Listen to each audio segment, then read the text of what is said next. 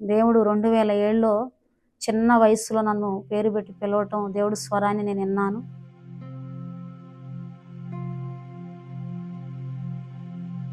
నా సేవకు నిన్ను పిలుస్తున్నాను, నువ్వు నా పరిచర్య చేయి, నా సేవలో నిన్ను వాడుకుంటా, బహుబలంగా నిన్ను వాడుకుంటా.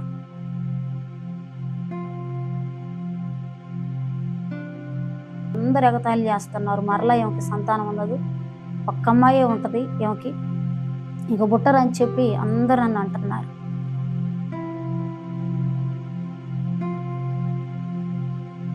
నీ గర్భాన నా ప్రవక్త సమూయేలు పుట్టబోతాడు, ఆయన నా సేవకుడు, ఆయన నా కుమారుడు, ఆయన నా ప్రవక్త, ఆయన నువ్వు కొట్టొద్దు, ఆయన తిట్టొద్దు.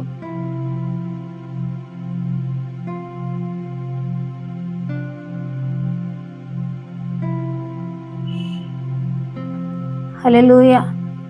దేవునికి స్తోత్రాలు. మీ అందరికీ నా వందనాలు, నా హృదయపూర్వకమైన వందనాలు.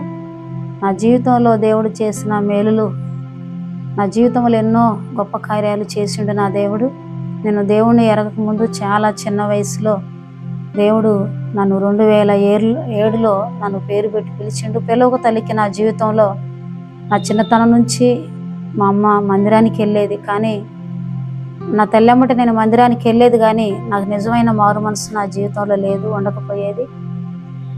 అయినప్పటికీ ఎన్నో సంవత్సరాలు మందిరానికి వెళ్ళేది, కానీ నా జీవితంలో మార్పు లేదు.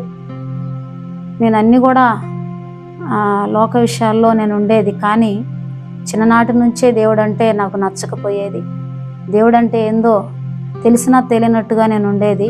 కానీ నా జీవితంలో నా తల్లి అంట మందిరానికి వెళ్తున్నప్పుడు దేవుడు 2007లో చిన్న వయసులో నన్ను పేరు పెట్టి పిలవటం, దేవుడి స్వరాన్ని నేను విన్నాను. ఆ స్వరం విన్నప్పుడు దేవుడు నాతో స్వరం పెట్టి పిలిచి, నీవు నా సేవకు నిన్ను పిలుస్తున్నాను, నువ్వు నా పరిచర్య చేయి, నా సేవలో నిన్ను వాడుకుంటా, బహుబలంగా నిన్ను వాడుకుంటా, నువ్వు నా సేవ చేయని చెప్పి మొదటిసారి నన్ను పిలిచినప్పుడు నేను వినలేదు. ఒక మందిరానికి వెళ్ళినప్పుడు ఆ మందిరంలో మధ్యాహ్న కాల సమయంలో మేమందరం పిల్లలందరం కలిసి ప్రేయర్ అయిపోయింది, మేము పడుకున్నాం. ప్రేయర్ అయిపోయినప్పుడు పడుకున్నప్పుడు మధ్యాహ్నం కలలో ఒక ఎత్తైన కొండ నా కల వచ్చింది. ఆ రోజు ఆ కలలో నేను ఎత్తైన కొండకి పైకి ఆ కొండ నిండా నీళ్ళు ఉన్నాయి అన్నమాట. ఆ కొండ నిండా నీళ్ళు ఉన్నప్పుడు ఆ కొండ మీదకి కింద నుంచి ఆ కొండకి పైకి మెట్లు ఉన్నాయి. మొదట మెట్టు మీద అడుగేస్తున్నప్పుడు నా కాళ్ళకి చెప్పులు ఉన్నాయి. ఆ కాళ్ళతోనే ఆ కాళ్ళకి చెప్పులు ఉన్నప్పుడు ఆ చెప్పులతోనే ఆ మెట్లు ఎక్కుతున్నా. అసలే నీళ్ళంటే నాకు బయట చాలా భయం. ఆ టైంలో ఆ మెట్టు మీద నేను అడుగేయబోతుంటే ఆకాశం నుంచి ఒక స్వరం నాకు వినపడుతుంది, ఇది పరిశుద్ధ స్థలం, చెప్పులేడు అని. 2007లో అప్పుడు చాలా చిన్న వయసు నాది. ఆ టైంలో దేవుడు ఇది పరిశుద్ధ స్థలం, చెప్పులేడు అంటే నేను వెంటనే పక్కన చెప్పులు ఇడిసి పైకి వెళ్ళిపోతున్నప్పుడు మెట్లన్నీ జారిపోతున్నాయి. ఆ నీళ్ళు ఎత్తుకొని కిందకు వచ్చి ఒక దైవజనుడు అన్నాడు, ఈ నీరు మంచినీళ్ళు లేవు ఇక్కడ మందిరంలో, మీరందరూ మంచినీళ్ళు ఎత్తుకొని రండి అన్నప్పుడు నాతో పాటు ఒక 4 యవనస్తులు ఉన్నారు. వాళ్ళు ఈ బిందె తీసుకొని అంత లెక్క మేము వెళ్ళాము, నీళ్ళు తీసుకొని వెళ్ళటానికి మేము మొయ్యలేము, ఆ గొట్టెక్కలేము అని చెప్పి వాళ్ళు రాలేదు. వాళ్ళు రాపోయినా సరే అని నేను బిందె పట్టుకొని 5వ బిందె ఆ దైవజనుడు నా చేతికి ఇచ్చినప్పుడు ఆ బిందె తీసుకొని నేను ఆ గుట్ట ఎక్కుతా ఉన్నాను. ఎక్కుతుంటే ఆ గుట్ట దగ్గరికి మొదటగా వెళ్ళిపోయి ఆ మెట్టు దగ్గర అడుగు వేస్తుంటే ఇది పరిశుద్ధ స్థలం, చెప్పులేడు అని చెప్పిండు. అప్పుడు ఆ నీళ్ళు ఎత్తుకొని మరలా నేను కింది దిగుతుంటే అక్కడ మొత్తం ఎడారి అయిపోయింది. అక్కడ ఒక యవనస్తుడు, ఇక్కడ మ్యారేజ్ జరుగుతుంది, మీరు జరగండి అని చెప్పి అందరిని జరుపుకుంటూ వస్తుంటే నేను అంటన్నా, అన్న ఇక్కడ ఎవరిది మ్యారేజ్, ఎవరు లేరు కదా అంటన్నా. ఆ టైంలో నేను ఆ మాట అంటూనే ఉన్నా. 3 నిలువు టంగీలు వేసుకొని చాలా ఎత్తున్నారు, 3 దేవదూతల రూపంలో ఉన్నారు. వాళ్ళు మధ్యలో ఆయన అంటుండే యవనస్తుడు, ఇగో పెళ్లి కుమారుడు ఏనే మధ్యలో ఉన్నాయన అంటే వీళ్ళు 3 ఎవరు అని నేను ఆ యవనస్తుని అడిగినప్పుడు ఆ యవనస్తుడు అంటాడు, తండ్రి, కుమార, పరిశుద్ధాత్ముడు మధ్యలో వ్యక్తిది వివాహం అని చెప్పి ఆయన చెప్పిండు. ఆయన వెళ్ళిపోయిండు. ఆయన నాకు మరలా అగపడలేదు. ఆ ముగ్గురు వ్యక్తులకి నేను ఎదురుగా నీళ్ళు తీసుకొని వెళ్తుంటే ఆ ఎడారిలో పెద్ద దేవాలయం అయిపోయింది. అక్కడ మందిరం అయిపోయినప్పుడు ఆ మందిరంలోకి నేను వెళ్తున్నా. అది 12 గుమ్మాల పట్టణంగా మారిపోయింది, పెద్ద మందిరంగా మార్చబడ్డది. ఆ మందిరంలో ఆ ముగ్గురు దేవదూతలు నాకు ఎదురొస్తున్నారు, నేను ఎదురంగా వెళ్ళిపోతున్నా. ఆ నీళ్ళు వాళ్ళకిచ్చేసిన వాళ్ళు నన్ను వచ్చి అభిషేకించి వెళ్ళిపోయారు.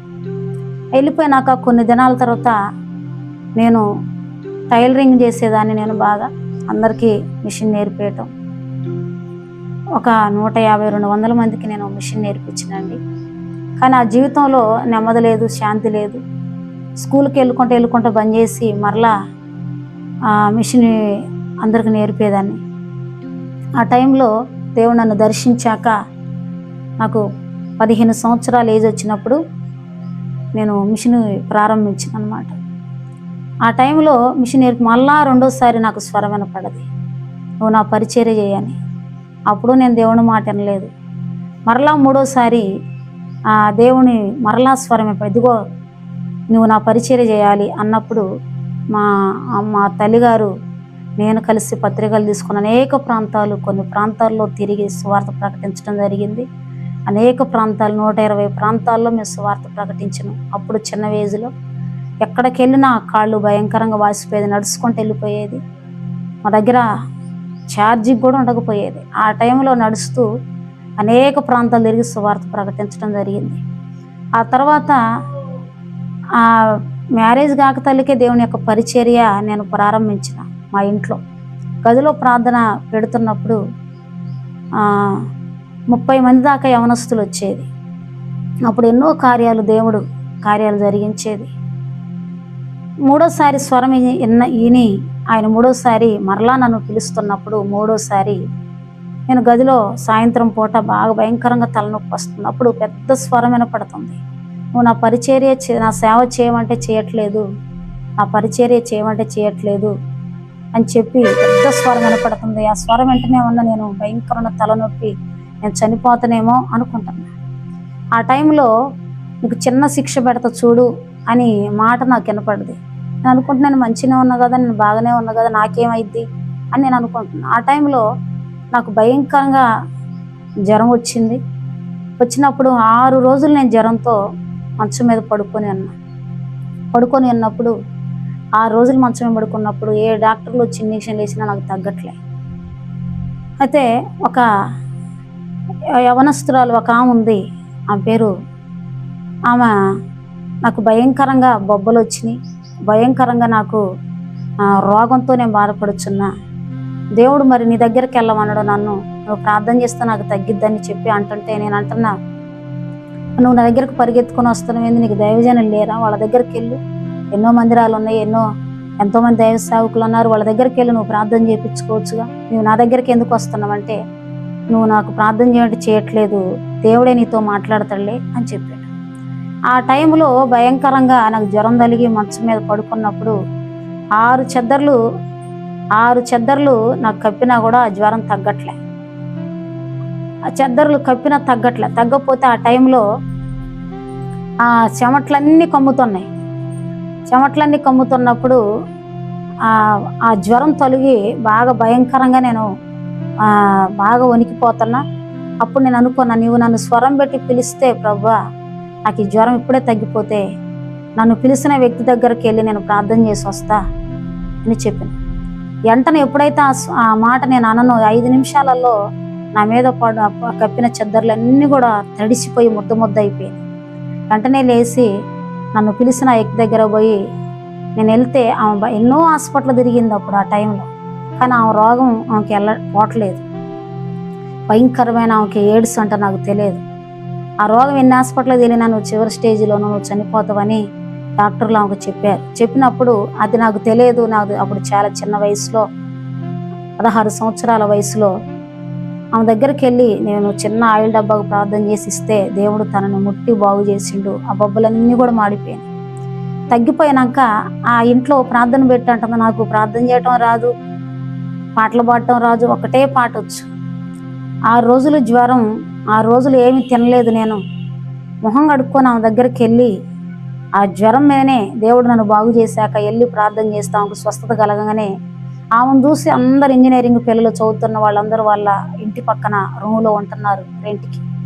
వాళ్ళందరూ కూడా వచ్చి అందరూ ప్రార్థన చేయమని నా దగ్గరకు వచ్చారు. వస్తే వాళ్ళని చూస్తే నాకు భయం వేసింది, ఎంతమందికి నేను ఎలాగ ప్రార్థన చేయాలని. అప్పుడు ఆమె సాక్ష్యం విని వాళ్ళందరూ మారిపోయారు, అందరూ ప్రార్థన చేయించుకున్నారు. అట్లా నా పరిచర్య స్టార్ట్ అయిపోయింది. అట్లా అయిపోయి నాకు ఎన్నో అద్భుతాలు. 2010లో నాకు మ్యారేజ్ అయిపోయింది. మ్యారేజ్ అయిపోయినాక దేవుడు పరిచర్య చేస్తూ చేస్తూ కొంచెం నా భర్త నన్ను నువ్వు సేవ చేయొద్దు అని ఇబ్బంది పెట్టినప్పుడు దేవుని యొక్క సేవ నేను ఆపినమాట. ఆపినాక నా తల్లి అప్పుడు ఒక గృహం కట్టుకుంటుందన్నమాట. ఆడికొచ్చాక ఆమెను చూడటానికని మేము వచ్చినాం. అక్కడ పైన మే నెల కదండి, మరి వర్షం, అదే మే నెల బాగా కరెంటు లేదు. ఆ టైంలో చల్లడి గాలి కోసం మేము ఆ డాబా మీద అందరం మేము పడుకున్నప్పుడు మధ్యరాత్రి 1 గంట అయినప్పుడు దేవుడు నాతో మాట్లాడుతుండు. నైట్ 1 గంట అయింది. ఆ టైంలో ఆకాశం నుంచి ఒక స్వరం నాకు వినపడుతుంది. ఈ రాత్రే నీ ప్రాణం తీసుకుంటా, నువ్వేం చేస్తావు అనే స్వరం నాకు వినపడుతుంది. ఆ రోజు రాత్రి 1 గంట అయిపోయిన చిమ్మ చీకటి. ఆ స్వరం నాకు వినపడుతూనే ఉంది. నా ఆత్మలో నుంచి ఒక దీపం బుడ్డులాగా పైకి వెళ్ళిపోతాం. దీపంలాగా ఎలుక్కుంటూ పైకి వెళ్ళిపోతున్నప్పుడు నేను అంటున్నా, ప్రభువా నన్ను బ్రతికించు, నన్ను నీ సాక్షిగా నిలబెట్టు, నీ సేవ ఆపటం తప్పే, మరలా నీ సేవ నేను స్టార్ట్ చేస్తా ప్రభువా, ఇగో ఇక్కడే నీ పరిచర్య చేస్తా, ఇక్కడే నీ మందిరం కడతా అని చెప్పి ఆ మాట ఎప్పుడైతే నేను అన్ననో వెంటనే ఆ మాట అన్నతోడే ఆ పైకి పోయిన దీపం బుడ్డిలాగా వచ్చి మళ్ళా నా ఆత్మలో కలిసిపోతే దిగ్గున నాకు మెలకు వచ్చింది. లేచి చూస్తే ఎవరు లేరు. ఆ టైంలో మరలా నాకు దేవుడు వివాహమైన తర్వాత మొదటగా నాకు పాప పుట్టింది. పాపకి 3 సంవత్సరాలు. నాకు దేవుడు సంతానం ఎలాగిచ్చిండో ఆ సంతానం విషయంలో కూడా దేవుడు గొప్ప కార్యం చేసిండు. ఆ సంతానం విషయంలో పాపకి 3 సంవత్సరాల ఏజు. మా పాపకి పుట్టిన తర్వాత 3 సంవత్సరాల తర్వాత ఇంకా నాకు మరలా సంతానం అందట్లేదు. మళ్ళా దేవుడు గర్భఫలం ఇవ్వలేదు. 3 సంవత్సరాల తర్వాత అందరూ అంటున్నారు, ఈ అమ్మాయికి మరలా సంతానం అందదు అని చెప్పి చెప్తున్నప్పుడు నేను రోజు ఏడ్చుకుంటూ ప్రేయర్ చేసేదన్నమాట. ఒకరోజు 2012 7వ నెల 21వ తారీఖు మధ్యాహ్నం 1 గంట అయింది. ఆ రోజు ఉదయం నుంచి నేను నా గదిలోకి వెళ్ళి తలుపులు మూసుకొని, పల్లెటూరు మా ఊరు, ఆ పల్లెటూరులో అందరూ పనికి వెళ్తారు. నా భర్త కూడా పనికి వెళ్ళిపోయిండు, ఎవరు లేరు ఇంట్లో, ఒక్కదాన్నే నేను ఉన్నప్పుడు నా గదిలోకి వెళ్ళి బాగా ఏడుస్తూ ప్రార్థన చేస్తాను. అందరు ఎగతాళి చేస్తున్నారు, మరలా ఏమికి సంతానం ఉన్నది, ఒక్క అమ్మాయే ఉంటుంది ఏమికి, ఇక బుట్టరు అని చెప్పి అందరు నన్ను అంటున్నారు, నన్ను ఏదిస్తున్నారు, నన్ను అవమానపరుస్తున్నారు, నన్ను బాధ పెడుతున్నారు, అందరు నన్ను చూసి నవ్వుతున్నారు. ఆ టైంలో నేను ఆ గదిలోకి వెళ్ళి బాగా ప్రార్థన చేయటం, ఏడుస్తున్నా. నేను 10 నుంచి మొఖాళ్ళు వేసి 1 గంట వరకు ఏడుస్తూనే ఉన్నా. ప్రార్థన చేస్తున్నా. నువ్వు నాకు సంతానం ఇయ్యి, లేకపోతే నువ్వు నాకు కుమారుణ్ణి ఇవ్వని నేను అడగలేదు. అందరూ అంటున్నారు, నా తల్లికి మేము 2 ఆడపిల్లలమే. మా అత్తగారు, మా ఆడపడుసు వాళ్ళందరూ అంటున్నారు, నీకు మరలా ఆడపిల్లే పుట్టినా కూడా ఇక సంతానం ఒకవేళ అందితే మళ్ళా పాపే పుట్టిద్దని నన్ను ఎగతాళిగా మాట్లాడుతున్నారు. ఆ టైంలో నేను అవన్నీ గుర్తు తెచ్చుకొని ఏడుస్తూ, మా పాప అంగన్వాడీ స్కూల్కి వెళ్ళింది, నేను ఒంటరిగా ఏడుస్తున్నా. అప్పటికి 2-3 గంటలు ఏడిసి ప్రార్థన చేస్తున్నా గదిలో. ఏడుస్తుంటే 1 గంటకి నేను ప్రార్థన ముగించుకొని బయట మా ఇంటి మొత్తంలో కూర్చున్నాను అనమాట. మధ్యాహ్నం 2012 7వ నెల 21వ తారీఖు మధ్యాహ్నం 1 గంటకి కరెక్ట్గా బాగా ఎండ వస్తుంది. పల్లెటూరులో అందరూ పనికి వెళ్ళినప్పుడు నేను అక్కడ కూర్చొని బాగా ఏడ్చి ప్రేయర్ చేసి వచ్చి బయట కూర్చున్నాండి. ఎవరిని చూసినా ఎవరు లేరు. ఆ టైంలో నాకు తెలిసిన ఒక దైవజనుడు, ఆయన నిలువు అంగి వేసుకొని వైట్ బట్టలు వేసుకొని బైబిల్ పట్టుకొని నా దగ్గరకు వచ్చాడు. నేను అనుకుంటున్నా, అంటే ఆ దైవజనుడికి ఆల్రెడీ నేను ఎప్పుడో తెలిసినప్పుడు ఆ దైవజనుడు తెలుసు, ఒకవేళ నన్ను చూడటానికి వచ్చిండేమో, మా ప్రాంతానికి వెళ్ళిన కదా, మరి నన్ను ఎప్పుడు అక్కడికి రాలేదు, మా ఇల్లు మమ్మల్ని చూడటానికి మాట్లాడటానికి వచ్చిండేమో అని చెప్పి అన్నొచ్చిండేమని చెప్పాను అనుకొని నేను నిజంగానే దైవజనుడు అనుకొని చెప్పి వచ్చిండు. నా ఎదుటే నిలబడ్డాడు. అన్న ప్రైజ్ లాడు బాగున్నావా అంటే బాగున్నా అన్న అని చెప్పినప్పుడు అంతే నిలబడ్డాడు. అప్పుడు అన్నాడు దైవజనుడు వచ్చి నా ముఖంకి వెళ్ళి చూస్తే నా కళ్ళన్నీ బాగా ఏడ్చి వాసిపోయినప్పుడు ఆ దైవజనుడు అంటాడు, నువ్వు ఇప్పటిదాకా ఎక్కడ ప్రార్థన చేసినవు రా అన్నాడు. అన్నా లోన చేసిన అక్కడ గదిలో చేసిన అని చెప్తే సరే నువ్వు ఇక్కడే కూర్చో, నేను లోనకి వెళ్తాను అని చెప్పినప్పుడు అంతసేపు నాకు అక్కడ దురాత్మ అగపడలేదండి. ఒక ముసుగు కప్పుకొని దురాత్మ బాగా ఏడుస్తుంది. నేను ఎంత 3 గంటలు నేను ప్రార్థన చేసినా ఎక్కడ నాకేం అగపడలే. కానీ నేను ప్రార్థన అయిపోయి బయటకు వచ్చాక ఆ దైవజనుడు లోనకెళ్ళి నువ్వు ఇక్కడే కూర్చోరని చెప్పి లోనకెళ్ళి ఆ దురాత్మతో మాట్లాడటం నేను చూస్తూనే ఉన్నా. కల కాదు, దర్శనం కాదండి, ఇది రియల్. ఒక మనిషి ఎలాగ మాట్లాడతారో అలాగ నేను చూస్తున్న దైవజనుడు లోనకెళ్ళిండు. నా ముందే ఆ దురాత్మను అంటాడు, 3 సంవత్సరాలకు మట్టి వీళ్ళకి గొడవలు పెట్టేది నువ్వే, వీళ్ళకి సంతానం అందకుండా చేసేది నువ్వే, వీళ్ళ మధ్యలో నీకు ఈ స్థానం లేదు, నేను వచ్చిన ఈ స్థలంలో నేను అడుగు పెట్టినా, నువ్వు వెళ్ళిపో అంటే నా ముందే ఆ దెయ్యం దురాత్మ బ్లూ చారీ కట్టుకొని వెళ్ళిపోతుంది. నేను రియల్గా చూసినా అనమాట. 2012లో మరలా దైవజనుడు వచ్చి బయట నిలబడ్డాడు. నేను అంటున్నా, అన్న ఇంతసేపు అయింది, అప్పటికి 15 నిమిషాలు 20 నిమిషాలు అయింది వచ్చి.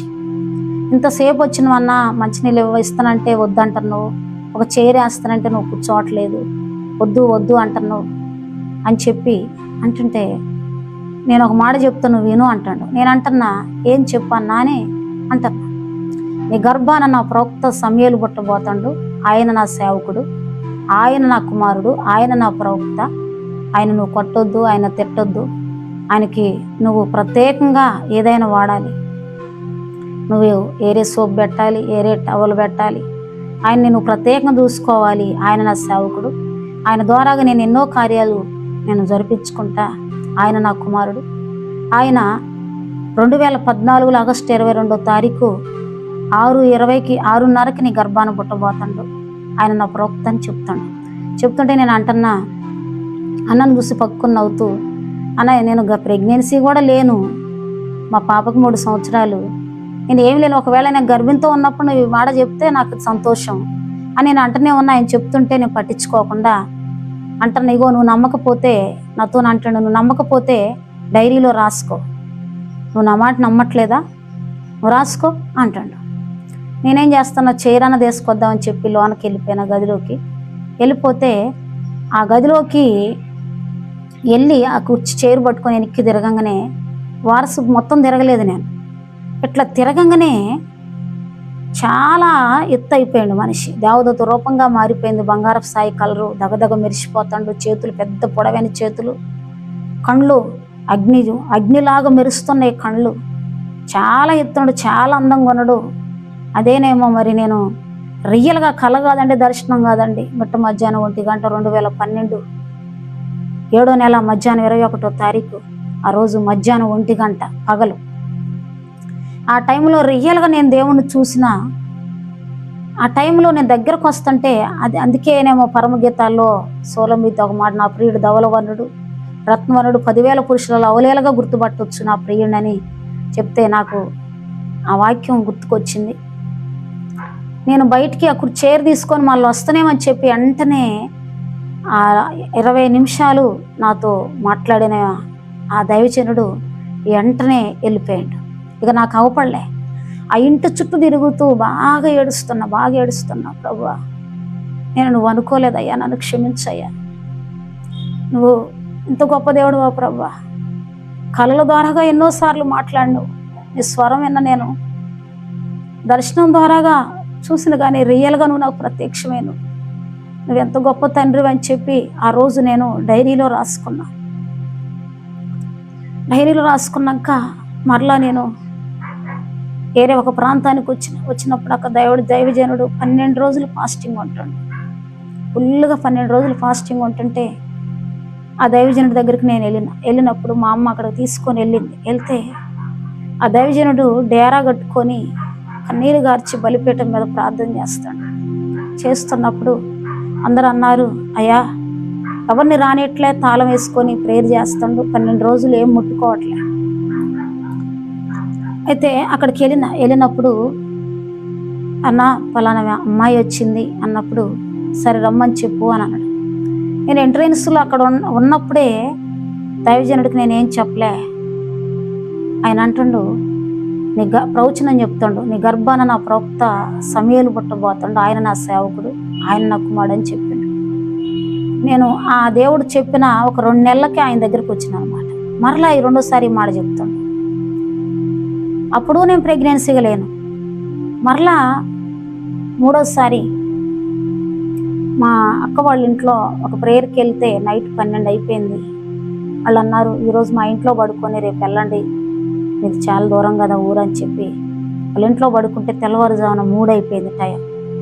3 ఒక గొప్ప దైవజనుడు వచ్చి అంటుండు కల్లో, నా భర్తని నన్ను కూర్చోబెట్టి అంటుండు, ఇగో నీకు నేను కుమారుని ఇవ్వబోతున్నా, ఆయనకి ఏం పేరు పెట్టాలని మీరు ఆశపడుతున్నారు అంటే, అయ్యా నీకే తెలుసయ్యా, నీ చిత్తమే జరగాలి, నీ ఇష్టమే జరగాలని నేను అంటాను నా దైవజనుడు. అప్పుడు అంటుండు, నువ్వే పేరు పెట్టొద్దు, సమయలనే పేరు పెట్టు, ఆయన నా సేవకుడు, నేను చెప్పిన పేరే నువ్వు పెట్టు, ఏ పేరు పెట్టొద్దు అని చెప్పిండనమాట. ఈ 3 సార్లు, మొదటిసారి నిజంగా రియల్గా నాతో మాట్లాడి దగ్గరికి వచ్చి, 2వసారి ప్రవచనం, 3వసారి కళ. ఈ 3 అయిపోయాక నేను మరుసట 2013లో నేను ప్రెగ్నెన్సీగా ఉన్నాక 5 నెలల ప్రెగ్నెన్సీ నేను. ఆ టైంలో నా భర్తకి నాకు చిన్న గొడవ అయిపోయి భయంకరమైన కడుపులో నొప్పి వచ్చిందండి. నేను భోజనం మానేసిన, నీళ్ళు తాగట్లేదు, నా పొట్టంతా స్ట్రక్ అయిపోయింది, కదలట్లే, పిండం తిరగట్లే. అప్పుడు గర్భిణితో ఉన్నప్పుడు 5వ నెల అప్పుడు భయంకర కడుపులో నొప్పి వస్తుంటే ఏ హాస్పిటల్కి వెళ్ళినా నన్ను చేర్చుకోవట్లే డాక్టర్లు, ఎక్కడికి వెళ్ళినా నన్ను చేర్చుకోవట్లే. కారణం ఏంటంటే లోన పిండం చనిపోయింది, 3 రోజులు అయింది. ఈ పిండం తీస్తుంటే కూడా అబార్షన్ చేసి తీసినప్పుడు ఈ పాప కూడా చనిపోద్ది అని చెప్పి డాక్టర్లు ఈ సీరియస్ కేసుని మేము చేర్చుకోము, హైదరాబాద్ తీసుకెళ్ళండి అని చెప్తున్నప్పుడు ఎక్కడికి వెళ్ళినా చేర్చుకోవట్లే. హాస్పిటల్లో శశిపాల్ డాక్టర్ గారు ఉన్నారు, ఆవిడ దగ్గరికి వెళ్ళినప్పుడు అక్కడ మేడం గారు అన్నది నా భర్తను పిలిచి, పాప 3 రోజులు అయింది, పాపో బాబో ఆమె గర్భంలో చనిపోయారు, ఈ పాప కూడా బ్రతకదు, మేము అబార్షన్ చేసి తీసి పడేయాలి, పాప కూడా బ్రతకదు, ఏదైనా చేయమని చెప్తే నువ్వు సంతకం పెట్టి ఇక్కడ అని చెప్పి ఆయనతో సైన్ చేయించుకున్నాక ఏదైనా మీరు చేయండి డాక్టర్ గారు అని సంతకం పెట్టినాక నన్ను లోనకు తీసుకెళ్ళారు. బయట సీరియస్ కేసు అని బయట వాళ్ళ డాక్టర్లను కూడా పిలిపించింది ఆ మేడం. పిలిపించి అందరు కలిసి నా చుట్టూ 10 మంది డాక్టర్లు దాకా ఉన్నారు, సిస్టర్లు ఉన్నారు. లోనకు తీసుకెళ్ళారు, నాకు మొత్తం ఇంజక్షన్ వేశారు. అబార్షన్ చేయాలని అప్పటికే ఒక ఇంజక్షన్ 5,000, ఒక ఇంజక్షన్ 3,000 ఆల్రెడీ ఒక ఇంజక్షన్ వేసినాక నాకు సెలూన్స్ పెట్టారు, మరొక పక్క బీపీ చూస్తున్నారు, బెడ్ మీద పడుకోబెట్టారు, అబార్షన్ చేయాలని రెడీగా చుట్టున్నారు. అందరు నన్ను లేపుతున్నారు, పిలుస్తున్న టైంలో నేను ఆకాశం వైపు చూస్తున్న, కళ్ళు మూసుకొని చూస్తుంటే అప్పుడు స్వరం వినపడుతుంది. నేను 3 మార్లు నీతో నేను మాట్లాడినా, నేను మనిషిని కాదు నీతో మాట్లాడింది, నేను దేవుణ్ణి. మనుషులు మాట తప్పుతారు, నేను మాట తప్పని దేవుణ్ణి. నా మాట సున్నైన పొల్లైన తప్పుబోదు, నీవు నా మాట విన్నావు, నువ్వు నీ గర్భాన నా ప్రవక్త పుడతాడని నేను చెప్పాను కదా, నీ గర్భాన నా ప్రవక్త పుట్టబోతాడు, నువ్వు ఇక్కడ ఈ స్థలానికి నువ్వు దేనికి వచ్చినావు అని చెప్పి హాస్పిటల్ ముందు బస్సు రెడీగా ఆగి ఉంది, నువ్వు ఎక్కి వెళ్ళిపో, ఇక్కడ ఉండటానికి వీల్లేదు, ఏంటికి వచ్చిన ఈ స్థలానికి అని చెప్పి పెద్ద స్వరం నా చెవులు పగిలిపోతాయి, వినపడుతున్నాయి. ఆ పక్క సెలూన్స్ ఎక్కుతున్నాయి, ఆ పక్క బీపీ చూస్తున్నారు, చుట్టూ డాక్టర్లు ఉన్నారు, నర్సులు ఉన్నారు, అందరు ఉన్నారు. వెంటనే అవన్నీ పీకేసి నా భర్త బయట హాస్పిటల్ చుట్టూ తిరుగుతూ ఏడుస్తూ ప్రార్థన చేస్తాడు. నా భార్యను బ్రతికించు, నా భార్యకి ఏమీ కాకూడదు అని ఏడుస్తాడు. ఆయన ప్రార్థన చేసుకుంటాడు. ఆల్రెడీ హాస్పిటల్లో మేము డబ్బులు కట్టేసి అప్పుడు వెంటనే అవన్నీ పీకేసి నేను ఉరుకుతా ఉంటే నా వెనక సిస్టర్లు పరిగెత్తుకొని వస్తున్నారు. అమ్మా నీకేం కాదు, ఏం కాదు, అబార్షన్ చేయటమే, నీకేం కాదు, నువ్వు చనిపోవు, నీకేం కాదు, చేపించుకో, నువ్వు చచ్చిపోతావు, కడపల నొప్పి ఎక్కువైపోతుంది అని చెప్పి 3 రోజులు అప్పటికే భయంకరమైన కడపల నొప్పి, తట్టుకోలేకపోతున్నా నొప్పికి, ఏడుస్తున్నా.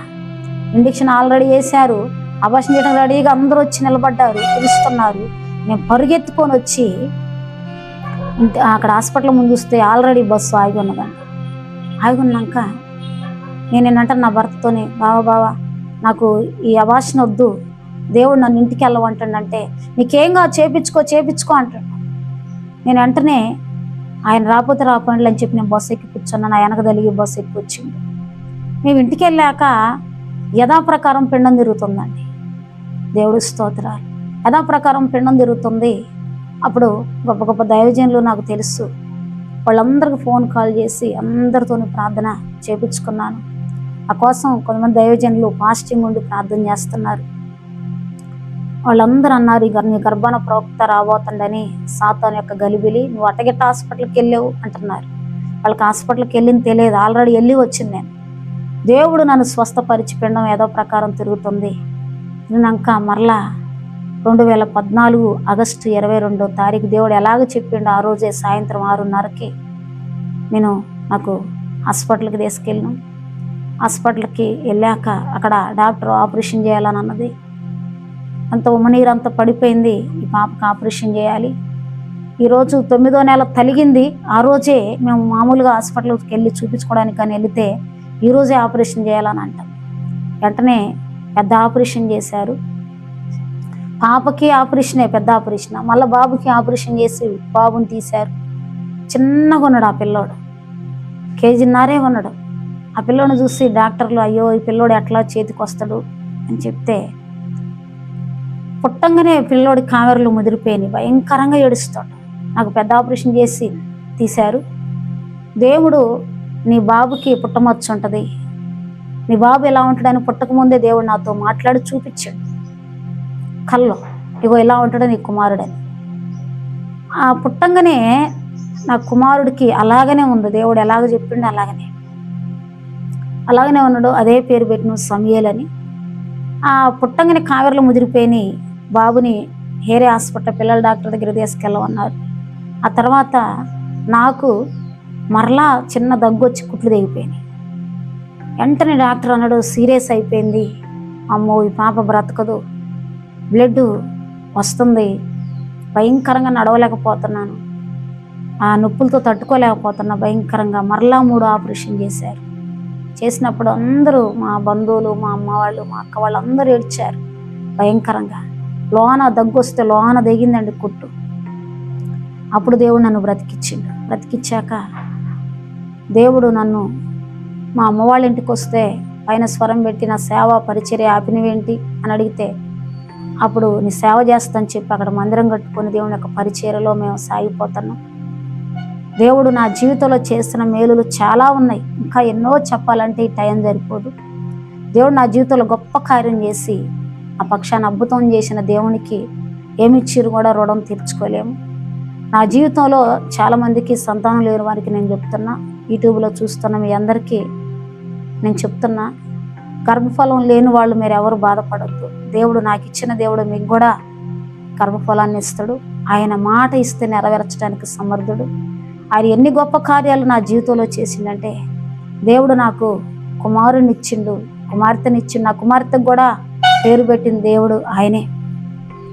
నా బిడ్డకి 21 నెలలు వచ్చినప్పుడు, అప్పుడే ఆధార్ కార్డులు తీయాలని అందరూ వస్తున్నప్పుడు నేను అనుకుంటున్నా, ప్రభా ఈ పాప 21 రోజే ఈరోజు పుట్టి, మరి ఈ పాపకి పేరు ఎలా అని నేను ప్రార్థన చేసి పడుకుంటే 3 గంటలప్పుడు దేవుడు వచ్చి పాపను ఎత్తుకొని, చిన్న ఒక దైవజనుడి రూపంలో వచ్చి కలలో తెల్ల బట్టలు వేసుకొని పాపను ఎత్తుకొని, ఇగో నీ బిడ్డకి రేచల్ అని నామకరణ చేస్తానని చెప్పి పాపకి పేరు పెట్టి వెళ్ళిపోయాడు నా చేతికిచ్చి.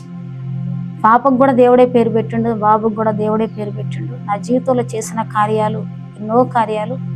2007 నుంచి దేవుడు 2007 నన్ను పేరు పెట్టి పిలిచినప్పుడు దేవుడు బైబిల్ చదువన్నప్పుడు అందరిలాగానే స్కూల్కి వెళ్ళను, కానీ నాకు బైబిల్ స్పష్టంగా చదవటం రాదండి. అప్పుడు దేవుడు ఆదికాండం నుంచి నువ్వు బైబిల్ మొదలుపెట్టు, స్పష్టంగా నీకు నేర్పిస్తాను చెప్పాడు. అన్ని లోకంలో అన్ని చదివేది, కానీ బైబిల్ చదవటం నాకు రాకపోయేది. ఆ టైంలో నేను ఒకసారి బైబిల్ నత్తిగా నేను చదువుతుంటే మా అక్క మా బావగారు కిటికీలో నన్ను చూసి నవ్వారు. నవ్వితే వాళ్ళు నవ్వినందుకు నాకు చాలా బాధ అనిపించి ఏడుస్తూ మొక్కాళ్ళ మీద నేను బైబిల్ చదువుతున్నప్పుడు ఆదికాండం 5వ అధ్యాయం కల్లా నాకు స్పష్టంగా పూర్తిగా మొత్తం కూడా చదవటం వచ్చింది. ఆ రోజు నుంచి ఈ రోజు వరకు నేను చదువుతూనే ఉన్న బైబిల్ గ్రంథం 120 సార్లు నేను పూర్తి చేసిన. దేవుడు నన్ను స్పష్టంగా బహుబలంగా వాడుకుంటుండు. 2007 నుంచి ఇప్పటికి 20 సంవత్సరాలు నేను 41 పాటలు నేను రాసిన. దేవుడు పాట రాయటం ఇచ్చిండు, దేవుడు వాక్యాన్ని బోధించడం నేర్పించిండు, దేవుడు యొక్క పరిచర్యలో నన్ను వాడుకుంటుండు. నా జీవితంలో ఎన్ని కార్యాలు చేసిండంటే, మందిలోనికి వస్తున్న బిడ్డలు కూడా ఎంతోమంది నా వలే సంతానం లేక చాలామంది గర్భఫలం కావాలని వస్తున్నప్పుడు వాళ్ళకు ప్రార్థన చేస్తే 47 సంతానం లేని వారికి సంతానం ఇచ్చిండు దేవుడు. వారికి మగపిల్లలు కావాలంటే మగపిల్లలు, ఆడపిల్లలు కావాలంటే ఆడపిల్లలు వాళ్ళకి దేవుడు ఇచ్చిండు. క్యాన్సర్ గడ్డలు గారిపోవటం, చనిపోయిన వ్యక్తి బ్రతకటం, దేవుడు ఎన్నో కార్యాలు.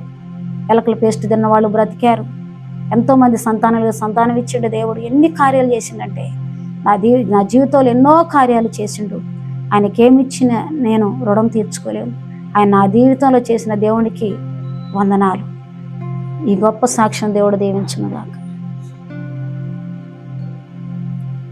నా పరిచర్య కొరకు నా కోసం మీరందరూ ప్రార్థన చేయండి. నేను ఒక మందిరం కట్టాలని ఆశతో ఉన్నాను. నా కొరకు మీరందరూ ప్రార్థన చేయండి. నా సాక్ష్యం విన్నోళ్ళు నా సాక్ష్యం మీరందరూ చూడాలి, ప్రార్థించాలి. నేను ఖమ్మం జిల్లాలో వైఎస్ఆర్ కాలనీలో దేవుని యొక్క పరిచర్య చేస్తున్నా. నా కొరకు అందరూ ప్రార్థన చేయండి. ఒక మందిరం కట్టాలని ఆశ ఉంది. ఆ దేవుడు మందిరాన్ని కూడా ఇచ్చినట్టుగా మీరందరూ జ్ఞాపకం చేసుకుని ప్రార్థన చేయండి. అందరికీ వందనాలు.